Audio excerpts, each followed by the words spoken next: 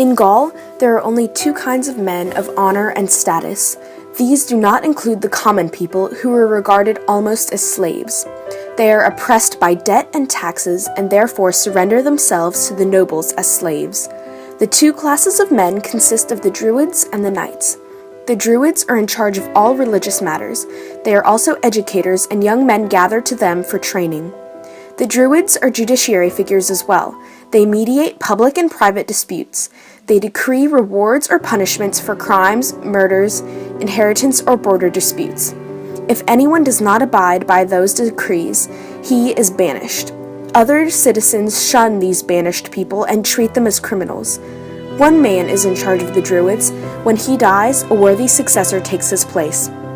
If none exists, the Druids either vote or battle it out amongst themselves in terms of a duel.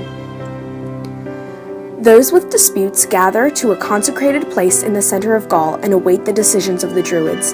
The idea for this system originated in Britain and was transferred to Gaul.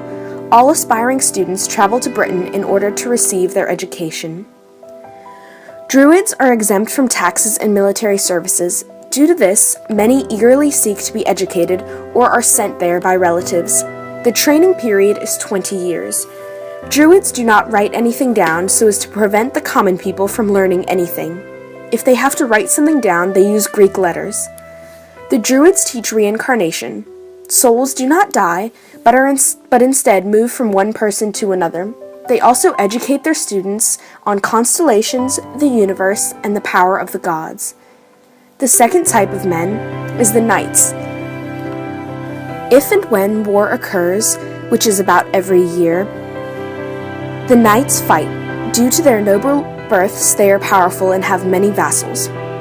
The Gauls are a very religious people and employ Druids to sacrifice animals in order to please the gods.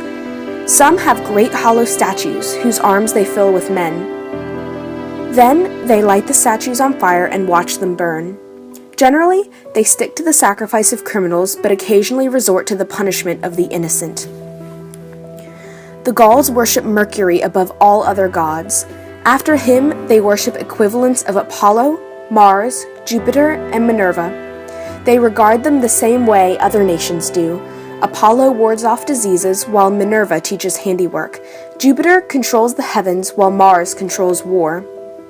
When in battle, the Gauls gather captured loot and collect it into a pile, which are visible in consecrated places.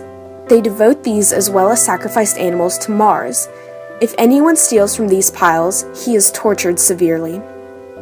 Gauls believe themselves to be descendants of Pluto and therefore believe that night is followed by day. They measure time in nights as opposed to days as well.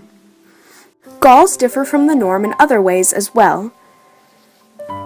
They do not allow children to approach men in public until the child itself is grown up. A son cannot stand near his father until he is of an appropriate age. Men hold all control over their wives and children. Money from the two is held in a joint account and is distributed to whichever survives. If a distinguished man dies and his relatives are even remotely suspicious of foul play, they launch into an inquiry into the wife, namely by torture. If the woman is found guilty, she is killed by fire and further torture.